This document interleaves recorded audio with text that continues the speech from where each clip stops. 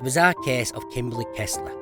Jolene Cummings, 34, who was also sometimes went by the name of Jensen, was reported missing by her mother, Ann Johnson, on the Monday, May 14th, 2018. Her 2006 Ford Expedition was also missing. Jolene was last seen leaving work on Saturday, May the 12th, 2018, at Tangle's Hair Salon in Fernandina Beach, Florida. The last person to see Cummings was her co-worker, Jennifer Seibert. Mother's Day was Sunday, May the 13th, which was also Jolene's birthday. She was supposed to meet her ex-husband at the Winn-Dixie to pick up their 3 children, but never showed. On Tuesday, May the 16th, deputies found Joleen Cummings' SUV abandoned at the Home Depot. There was no sign of Jolene.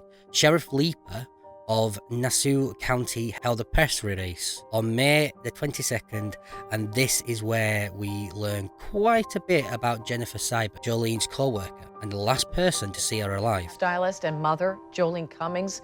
The state attorney's office released a shocking new interview with Kessler days after Cummings disappeared last May. The 2 women worked together at Tangle's Hair Salon in Yulee.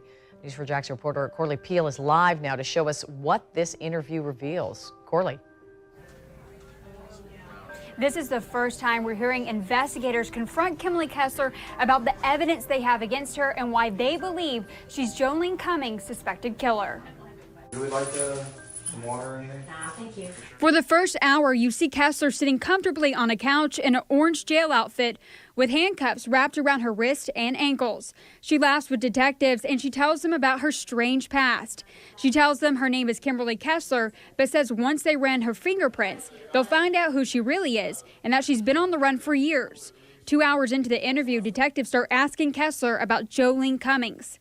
Kessler's mood changes from chatty to quiet. They tell her about the surveillance video they have of her, evidence they found in Tangles, and Joleen's blood found on Kessler's shoes.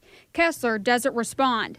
Detectives go on to tell her they believe Cummings is dead and that Kessler knows where she is. I'm going to find out where those little boys' mama is. I promise you I'm going to do that. You can help me do that. And you're the one that can make it happen right now. No, I cannot, and I'm not, again, whatever fury may come, How did her blood get on your So let me shoes? reply this way, and you may not like the answer. I would like legal counsel. Several photos were also released today, including photos from inside Joleen Cummings' home before she disappeared. We'll have more from this evidence tonight at 10. Through surveillance, investigators began piecing a puzzle together. Jolene's vehicle was parked at Home Depot around 1:17 a.m. Sunday morning. Several minutes later, someone is seen exiting the SUV and walking away. We were hoping to see Joleen get out of the vehicle, but who do we think it was? The Tangle's hairstylist, who last worked with Joleen on Saturday. She went by the name of Jennifer Seibert, says an investigator. Seibert and her vehicle, a 2016 black Kia Soul, were located at the rest area in St. Johns County on Wednesday evening, May the 16th, parked between other semi-trucks. She had apparently been living in her own car at various locations. Based on the surveillance video of her driving Jolene's car, she was arrested for grand theft auto, booked into St. Johns County Jail, and ultimately brought back to Nassau County Jail. During this time, the press conference and the Sheriff Leeper revealed that they have evidence which led them to believe Joleen was no longer alive. One more revelation: Seibert's real name is Kimberly Kessler, and there is no such thing, or at least not for her. Her name was not Seibert at all. Kimberly Kessler's date of birth was May 9th, 1968, and she's from Butler, Pennsylvania. She had also been using a fake social security number. This is where things start getting really weird, to say the least.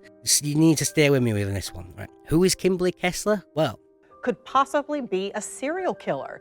She was in court yesterday in Nassau County wearing this mask because she refuses to take a tuberculosis test required by the jail. Her attorneys want her mental health evaluated to see if she's competent to stand trial for killing Cummings last year. Cummings' body has never been found. I-Team investigator Lindsay Gardner is joining us now with who the FBI and Nassau County investigators may now be trying to hunt down. Lindsay? Yeah, it's been almost a year, and we know they have been hard at work. In this week's newly released evidence, there are 2 deaths that we hear investigators asking witnesses about over and over, including a man in Jacksonville. Kimberly Kessler has led more than a double life. Police say from a brunette to a blonde, the changing faces of Kessler fit her changing names. At least 17 aliases across 33 cities in 14 states. It is a lot of ground to cover for Nassau County investigators and the FBI. Yesterday, the News4JAX I-Team showed you this list, 2 pages of names Kessler had stored on her iPhone that was confiscated by authorities. We counted more than 60 names, along with the words Satanist, witch, and evil, murderous gang.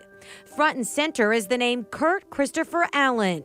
Through phone interviews, we hear investigators asking about him.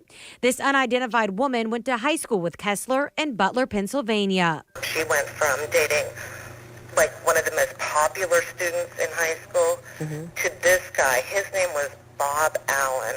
Now the Bob Allen, did he have a different name? Was that his nickname? Robert Allen, I remember that. Robert Allen? Robert Allen.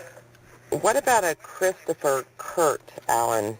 In Kessler's notes, we also see she references someone with the initials KCA. She writes, May 2018, KCA in my dreams somehow. Astral project again, I guess. Dreams are peculiar. Demon in dreams. Told me all the things they tell all the people. They sucker into their cult.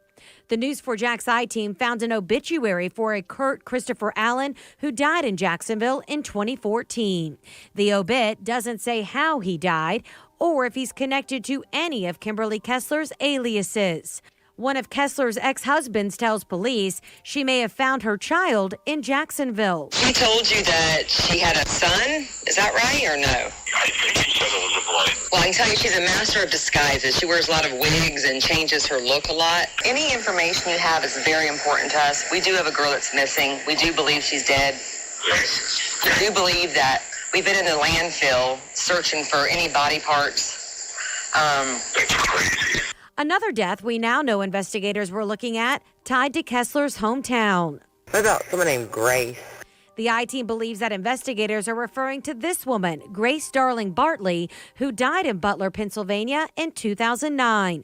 Her cause of death isn't given, but her obit says she was married to a Tim Bartley. Both the names Tim Bartley and Wayne Bartley are also on Kessler's list of names. We hear investigators saying the 2 are brothers and that they believe she went to high school with them and possibly dated one of them. We hear that same classmate from earlier ask this question. Back in 1987, which was the year I graduated, my best friend was killed in a motorcycle accident. Kim's brother, Bob, was seriously injured in this accident. Back in the day, people had said, oh, I don't know, maybe somebody ran them off the road, this or that. If you could just check into that. And the I-Team has previously told you friends also remember tales of Kessler trying to hit that brother that woman was mentioning with a baseball bat. Her ex-husband, who you also heard in the story, says she stabbed him. Kimberly Kessler, or Kimberly Lee Kessler, aka Jennifer Serbert, was reported missing in 2012 by her mother. However, according to the report made by Kessler, was last seen on July 4th, 2004 in Butler, Pennsylvania. Basically, her mom waited 8 years to inform the police or report her as missing. That's just weird. It does go on, however, though. She had up to 18 aliases and lived in 33 cities across 14 states. Weird, right? Wait, there's more. Honestly, there is. It goes on. After hours of internet sleuthing done by armchair detectives, it was discovered that Kessler actually started using aliases and moving state to state long before 2004. More aliases, cities, states were dug up. All of this was confirmed much later than the court's documents became available to the public. Has Kessler done this before? That's what people were asking. Is this her first murder? What was she running from? Many of Kessler's former friends and boyfriends, even an ex-husband, have come forward to tell their stories, and they definitely have some crazy stories to tell. On January the 17th, 2019, Kessler made her first appearance in court. On July 2nd, 2019, after reviewing 2 competency exams, a judge found Kessler incompetent to stand trial and ordered her to be committed to the state hospital. It took the judge nearly 3 weeks to come to the decision after ordering the exams. Kessler is currently in the Florida State Hospital. On January 9th, 2020 at 9 a.m, a review of Kessler's competency will proceed. It is worth knowing that Jolene Jensen, or Joleen Cummings as she was also known, is still missing.